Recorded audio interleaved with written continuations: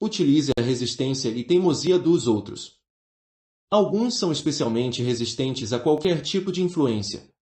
Na maioria, têm níveis mais profundos de insegurança e auto-opinião baixa. Isso talvez se manifeste como uma atitude rebelde. Sentem-se como se o mundo todo estivesse contra eles.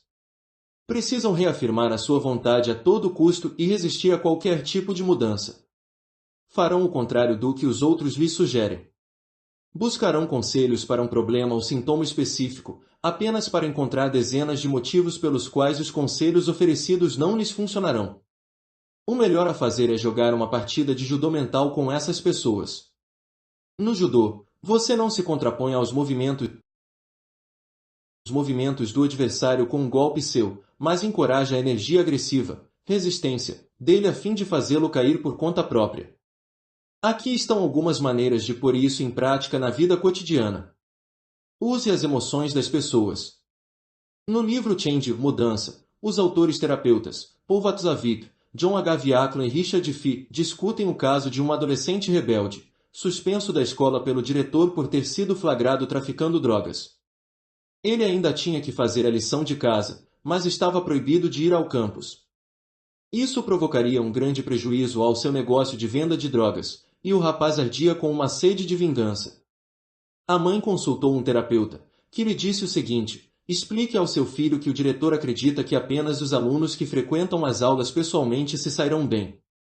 Na cabeça dele, ao manter o garoto longe da escola, estará garantindo que este seja reprovado, e ele se sentirá desconfortável caso o rapaz conclua melhor seus estudos em casa. Nem será bom tentar com muito afinco neste semestre. Não provaria que o diretor está certo, conquistando assim a boa opinião dele. É claro que esse conselho foi concebido para jogar com as emoções do estudante.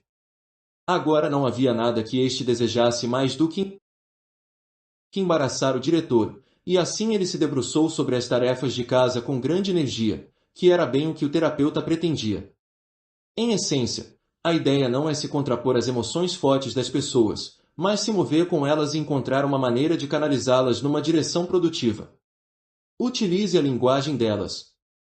O terapeuta Milton Erickson, veja o capítulo 3, descreveu o seguinte caso que havia tratado. Um marido lhe pediu aconselhamento, embora parecesse bastante determinado a fazer o que pretendia de qualquer forma. Ele e a esposa vinham de famílias bem religiosas e tinham se casado em grande parte para agradar os pais. Os dois também eram muito religiosos. A lua de mel, porém, havia sido um desastre. O sexo lhes pareceu constrangedor, e não se sentiam apaixonados. O marido decidiu que aquilo não era culpa de ninguém, mas que deveriam obter um divórcio amigável. Erickson concordou de imediato e sugeriu a maneira exata de chegar a esse divórcio amigável. Instruiu o marido a reservar um quarto num hotel, onde o casal deveria ter uma última noite amigável, juntos antes do divórcio. Deveriam também tomar uma última taça amigável, de champanhe, trocar um último beijo amigável, entre eles, e assim por diante. Essas instruções virtualmente garantiram a sedução da esposa pelo marido. Como Erickson havia esperado, os conselhos foram seguidos, os dois passaram uma noite excitante juntos e, felizes, decidiram permanecer casados. Erickson intuiu que o marido não queria de fato o divórcio e que os dois se sentiram constrangidos por causa do histórico religioso. Ambos nutriam inseguranças profundas a respeito dos seus desejos físicos, mas resistiam a qualquer tipo de mudança. Erickson utilizou a linguagem do marido e o desejo dele de obter o divórcio, mas encontrou uma maneira de lhe redirecionar de maneira sutil a energia para algo bem diferente. Quando você usa as palavras das pessoas contra elas, isso tem um efeito hipnótico. Como poderiam não seguir as suas sugestões quando são expressadas exatamente com os mesmos termos que empregaram? Faça uso da rigidez delas. O filho de um penhorista certa vez abordou a Queen, o grande mestre zen do século XVIII, com o seguinte problema: ele queria convencer o pai a praticar o budismo, mas o velho fingia estar ocupado demais com a contabilidade para ter tempo para um único cântico ou prece. A Queen conhecia o penhorista, era um avaro inveterado que só estava usando isso como desculpa para evitar a religião, que considerava uma perda de tempo. A Queen aconselhou o rapaz a contar ao pai que o próprio mestre zen compraria dele cada prece e cântico que fizesse todos os dias. Era um acordo de negócios apenas. É claro que o penhorista se mostrou muito feliz com aquilo, faria o filho se calar e ganharia dinheiro no processo. Todos os dias ele apresentava a Cunha a conta pelas suas preces, e este lhe pagava a devida soma. Alguns dias mais tarde, admitiu a Cunha que se encantara por completo com os cânticos, sentindo-se tão melhor, e não precisava mais ser pago. Logo ele se tornou um doador bem generoso do templo de Acuin. A rigidez dos indivíduos em se opor a algo tem raízes em um medo profundo de mudanças e da incerteza que estas gerariam. Precisam ter tudo nos termos deles e se sentir no controle. Você cairá nesse jogo se tentar encorajar mudanças com todos os seus conselhos, e isso os dará algo ao que reagir e com que justificar a própria rigidez. As pessoas se tornam teimosas. Pare de lutar contra elas e use a verdadeira natureza desse comportamento rígido para causar uma mudança sutil que levará a algo maior. Sozinhas, elas descobrirão algo novo, como o poder da prece budista, e, por si mesmas, talvez levem isso mais adiante, movidas pela sua manobra de judô. Tenha em mente o seguinte: muitas vezes as pessoas não farão o que os outros lhes pedem para fazer, simplesmente porque querem afirmar a própria vontade. Se você concordar com entusiasmo com a rebelião delas e lhes disser para continuar a agir da mesma maneira, isso significa que agora estarão seguindo seu conselho, que é algo que lhes desagrada. Elas talvez se rebelem de novo e afirmem a própria vontade indo na direção contrária, que era o que você pretendia desde o início, a essência da psicologia reversa. A mente flexível autor estratégias. Você se frustra quando resistem às suas boas ideias por pura teimosia, mas tem pouca consciência de como o mesmo problema, a sua própria teimosia, o aflige e limita os seus poderes criativos. Quando crianças, a nossa mente tinha uma flexibilidade impressionante. Éramos capazes de aprender a uma velocidade que supera em muito as nossas capacidades como adultos. Podemos atribuir grande parte da fonte desse poder aos nossos sentimentos de fraqueza e vulnerabilidade. Percebendo a nossa inferioridade em relação aos que eram mais velhos do que nós, sentíamos-nos bastante motivados a aprender. Também tínhamos uma curiosidade e fome genuínas por novas informações. Estávamos abertos à influência de pais, colegas e professores. Na adolescência, muitos de nós tivemos a experiência de nos encantar com uma grande obra ou escritor. Nós nos vimos fascinados pelos pensamentos novos do livro, e por estarmos tão abertos a influências, esses primeiros encontros com ideias excitantes deixaram marcas profundas em nossa mente e se tornaram parte do nosso processo de pensar, nos afetando décadas depois de as termos absorvido. Essas influências enriqueceram a nossa paisagem mental, e, na verdade, a nossa inteligência depende da habilidade de absorver as lições daqueles que são mais velhos e sábios do que nós. Assim como o corpo se enrijece com a idade, porém, o mesmo ocorre com a mente. E assim como nosso senso de fraqueza e vulnerabilidade motivou o nosso desejo de aprender, agora o nosso senso insinuante de superioridade nos fecha aos poucos às novas ideias e influências. Alguns talvez defendam que todos nos tornamos mais céticos no mundo moderno, mas, na verdade, há um perigo muito maior que nos aflige como indivíduos e que surge com o fechamento cada vez maior da mente ao envelhecermos. E isso parece afligir a nossa cultura em geral. Vamos definir o estado ideal da mente como aquele que retém a flexibilidade da juventude e os poderes de raciocínio do adulto. Essa mente está aberta à influência de outros. E assim como você emprega estratégias para derreter a resistência das pessoas, precisa fazer isso também consigo mesmo, se esforçando para amaciar os seus rígidos padrões mentais.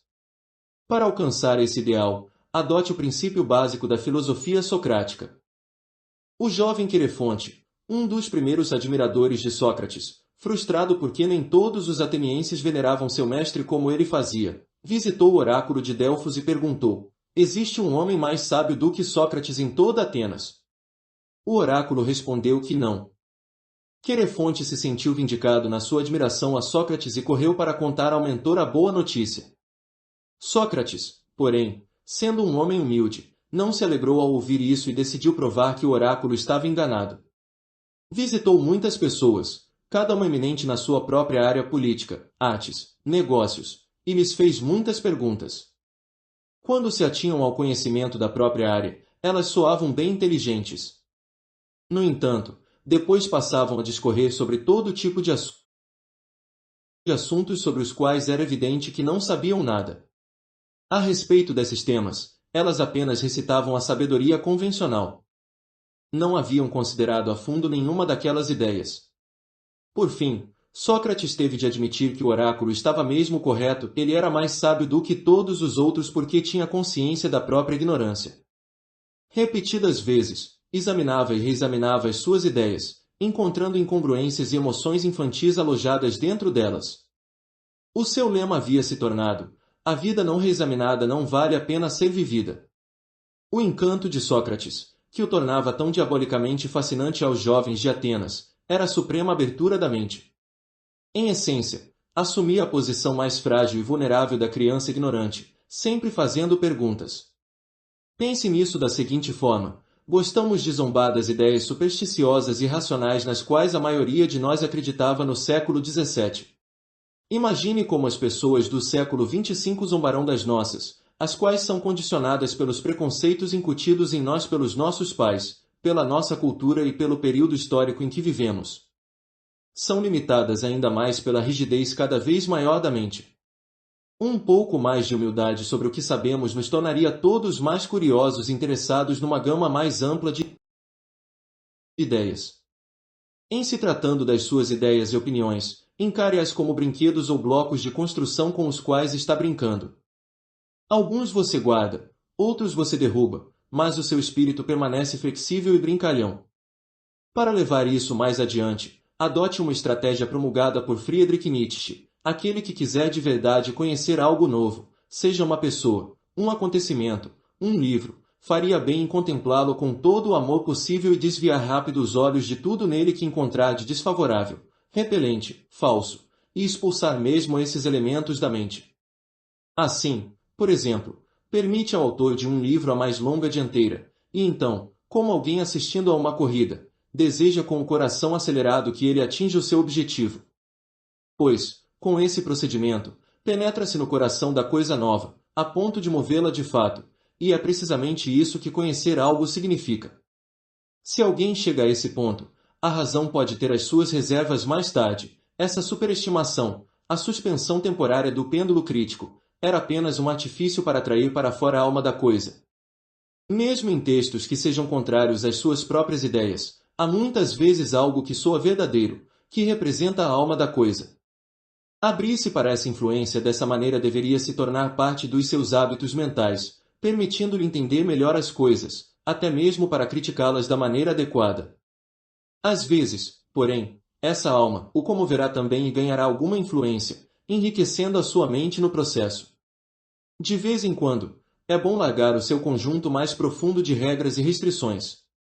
Basui, o grande mestre zen do século XIV, pregou à porta do templo uma lista de 31 regras às quais os monges deveriam obedecer, ou seriam expulsos. Muitas delas se referiam ao consumo de bebidas alcoólicas, que era estritamente proibido. Certa noite, para o desconcerto total dos monges de mentalidade literal, ele apareceu para um debate completamente bêbado.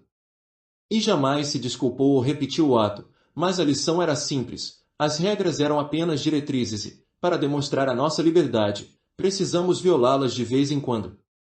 Por fim, do que se refere à sua própria auto-opinião, tente manter uma distância irônica dela. Tome consciência da sua existência e de como ela opera dentro de você.